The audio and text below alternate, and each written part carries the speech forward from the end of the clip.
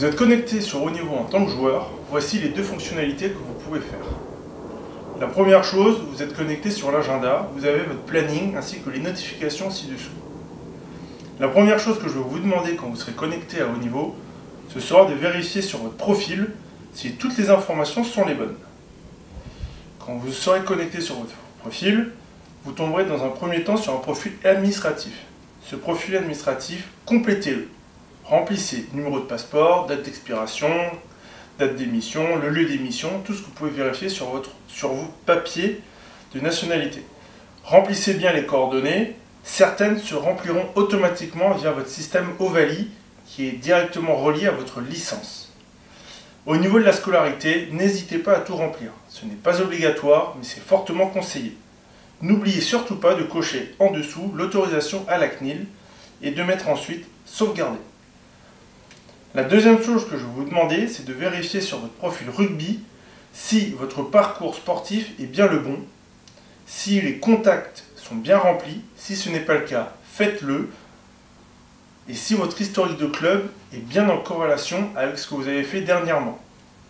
Il est normal que vos sélections ne soient pas comptabilisées si vous êtes encore en pôle espoir ou si vous n'avez jamais fait de sélection officielle. Les qualités physiques et qualités techniques se rempliront automatiquement avec vos responsables de pôle ou responsables d'équipe. La deuxième chose que vous devez faire, c'est l'agenda. L'agenda va se remplir automatiquement par rapport au planning que vont vous donner vos staffs d'équipe. Par contre, quand vous êtes en PPA ou en préparation physique adaptée ou seul, vous pouvez remplir vous-même des événements afin de rentrer dans le détail les séances d'entraînement. Vous ajoutez un événement, vous nommez votre entraînement, vous dites quel type d'entraînement c'est, si c'est un entraînement de type rugby ou un entraînement de type préparation physique, vous sélectionnez bien le bon type, vous mettez l'heure, vous n'êtes pas obligé de rentrer l'heure à la minute près, mais si ça a duré 1 heure, mettez bien 1 heure. Sélectionnez la date, le lieu est facultatif, vous n'aurez pas l'effectif, vous sélectionnez automatiquement votre nom. Vous l'enregistrez, il doit apparaître ensuite sur votre planning. Quand vous avez effectué votre séance, n'oubliez pas de valider votre séance pour qu'elle soit accomplie. Dès qu'elle est accomplie, automatiquement vous allez vous retrouver sur la session entraînement et vérifier que le bouton RPE apparaît. Quand ce bouton RPE va apparaître, cliquez dessus.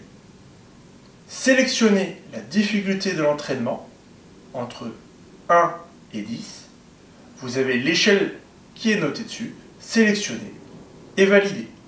Ce qui est important, c'est que la validation se fait événement par événement. Vous ne pouvez pas valider l'ensemble des événements et ensuite cliquer sur sauvegarder. Vous devez valider un événement, puis un autre. C'est très important, n'oubliez pas de le faire. Le staff pourra ensuite évaluer votre état de forme et votre charge de travail grâce à celle-ci.